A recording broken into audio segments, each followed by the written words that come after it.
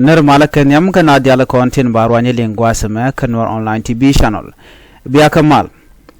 lerban lingwa sama banarwacha ka kwikir mayardit kana dr riek machar banarwach ken yam ka kwikir mayardit ka taye dana jiga kwer ka jere wi ka so sudan kana doba danan jaga ko bakor beje to ka je ko banwar bakanak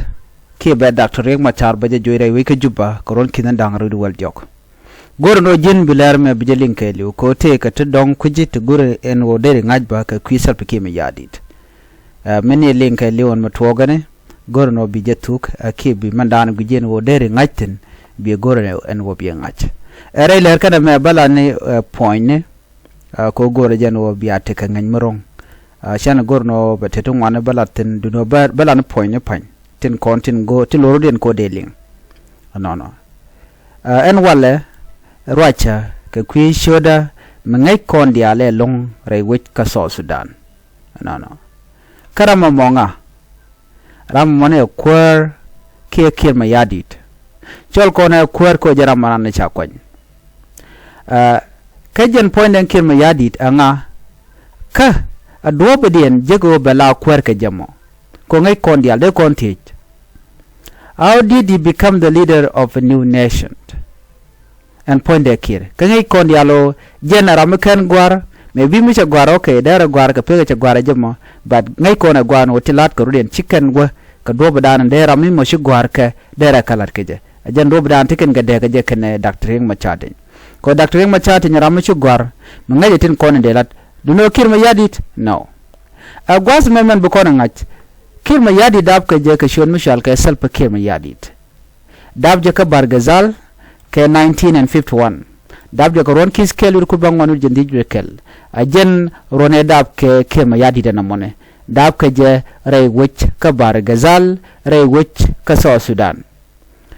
jen gwas me men gor kon bana kulaling ngude ka kwa dong te runi jandangro kwaje jen wo dong rundang de jandangro wel badak wel di wel baro ngai kon gwade dan la gala ka be ngude kwa baje yach de ka jang ko jela de dan lede cikir mayardit chewo ala bone kon wutin kenyam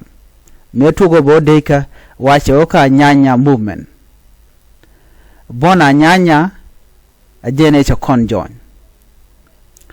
ala bona nyanya namo kene tenyam te nyen ke kuma sudan ke first Sudanese civil war ngai kona groupe me nyinken ke kuma sudan jen shale Southern Sudan's freedom fighter the first Sudanese civil war a nyanya movement chukir me yadit chud bona mo chuja join ka jen gwada mo gwade chalem ke gwade dane jadid sho kor sho je to ka je wadana chalat me churunta to chika we de ko laro nena 1951 edap ka je kana 1983 me de je te gam di tetene long de ko laro no ko runta jandang dok wide raw runta jandang de wide raw ano cho poikir me yadit ate runta jandang de wide raw ke 1983 cho aja kwany ala senior commander ja kwany ala senior commander kabon SPLA ki bon SPLA erwaike a John Garang de Mabior Dr. John Garang de Mabior jera medane boss SPLA no e meche chekir gujino dongdera ramluro ko dera kwer cho yu kwany ala kwer cho kwany ala senior commander ka Sudan People Liberation Army group mukwalet a Dr. John Garang de Mabior name ke 1983 ajen kore rewde me chal ke civil war rewde okay gwade ci kor me ko tok second civil war kam nenti char kana jalamne ci kon dial me dan lat ke ci ajangat John Garang de Mabior goro no dere Sudan der jerwa keliu gwam Dr. Riek Machar gor jeno de goro so Sudan gwad mo ken kenerum ken karodi ne kep amene me shika mat no chirka mangai kona madia na mo 1991 e bigori chika mat before that but ke 1991 chu dak chu kulo tuok ka John Garang Mabur kene Dr. Riek Machar yen gwade dan kuri ko tuok tin chu wijan dial chu jegan point Dr. John Garang Mabur chu wude shal kame e Dr. Riek Machar chu jaka ramela gwanter no chu la wude shal kame self ke chu lat kore ajaram dan ngede nije ke jala senior commander ka Sudan People Liberation Army en gwatamo me ci tuok gene me ci gam ñoko ben mat kene Dr.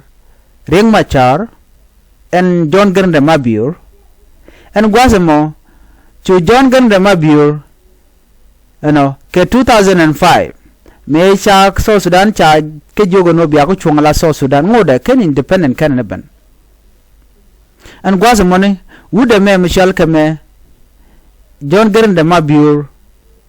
ken ne liu jen vice president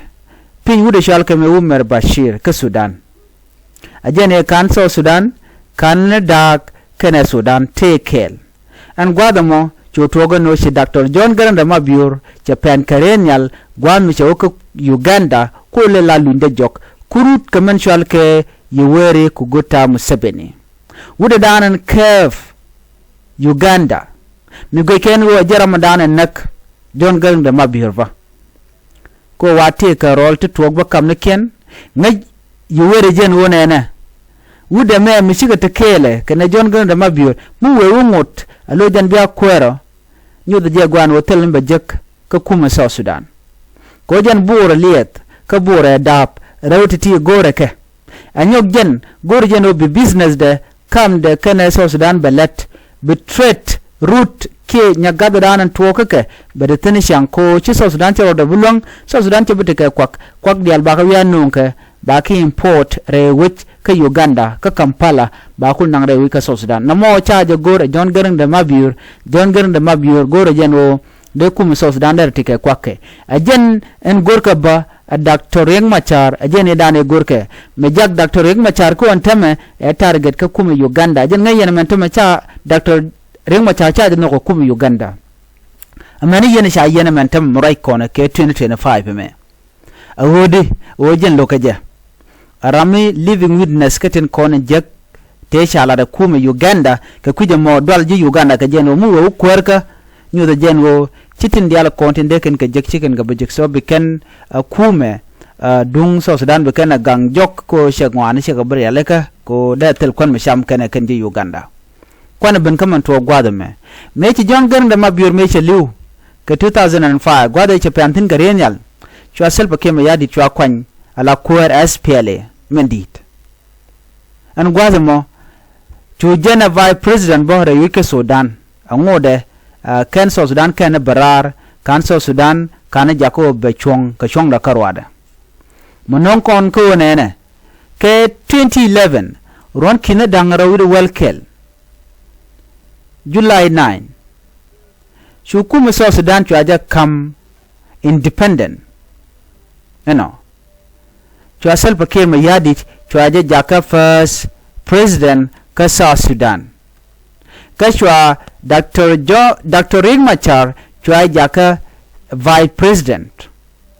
ajan order dane chikan tupkaje chu selpa ke me yadi de gwan chwa kwer ka jen 2011 amo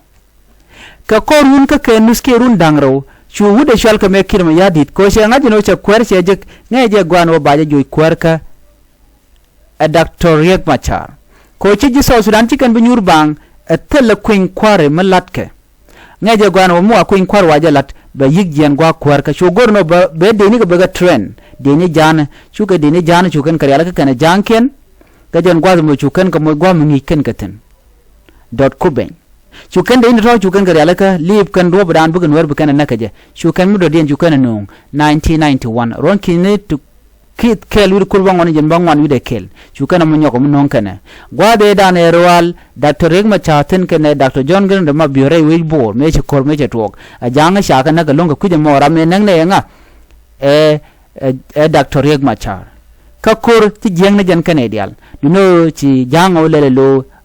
Ramadan nake ikani Dr. Riek Machar chu kana no nyal chu to go no ke 2013 chu kir mayadit chu Dr. Riek Machar chu je jo re kumaka chu keb na nidial kwa dial chu ko kel ke Dr. Riek Machar chu gwa Dr. Riek Machar chu kamwaniga udi kotaria an gwa se mo chu ral chu to go no mene me shikir shegu jano Dr. Riek Machar charlut ko beteke de ke beteka aros ne ke chu naw Dr. Riek Machar wa meke wa ka kep me lo ka Dr. Riek Machar jene Dr. Riek Machar jene baroda chung ala kwer ke spele ngai kiren wo by any mean mu Dr. Riek Machar we wo pat point den mu we rod we jago ba ja kwan alo beteka gwa danan kwa queen kwa latin and point kir mayadit chebe pat ko jen che corrupt the entire years te ko ne yakwa ngeje me both mi den ni janken karodin dollar ya la be sham ka jen terara di mi jek dore we ke so Sudan che corruption jetetin che tribalism jetetin an gwa mo an mo che wuche jek mene me che kir mayadit che gorno be tiger division be jak gwa dana te Dr. Riek Machar tere duare ko ba mech nene kadin konte ga je ba ko kep an gwa mo jen tukur kejen chuan wari yutuka nak kuma kir mayadit kenyam chigna pelen wone ne kura tuoge chia kam hale karodien chia kam jane kan wari ka wera mo ke on 15 December 15 awaka December 16 chujang dot kubin ki dini jane ya trend chukan kajre wich gor kan wari waken dulli gor kan gwal din watino chukan warna kandial man gat dong eram jikane jogo murai ka tung nuere mo lakan ko na tini jiminga je tung nuere bayo nang nije no so no mo ajena dana shoda lat chu kir mayadit chu so Sudan chu daga no ajen ta ye dan e dake kume dung so Sudan selbe ke mayadit ka dar ko jena ba kwera ba ja kan Dr. Riek Machar no men bana ngai gwazeme kir mayadit jen cha kwere cha jelok dunongu de jela kwere today President Kiir is still in power netung one kwaje criticize ano jen a kwere michi corrupt ke tribalist ke jen chen security no re wika South Sudan jen tegale adide me ban ngajene selbe ke mayadit cherun ke kwere ina murai kona selbe ke mayadit kojan dabgeje ke 1951 murai kone jente ko run T73 run jan baro wide diok ko dabje ka chang wal diok ka pay bangon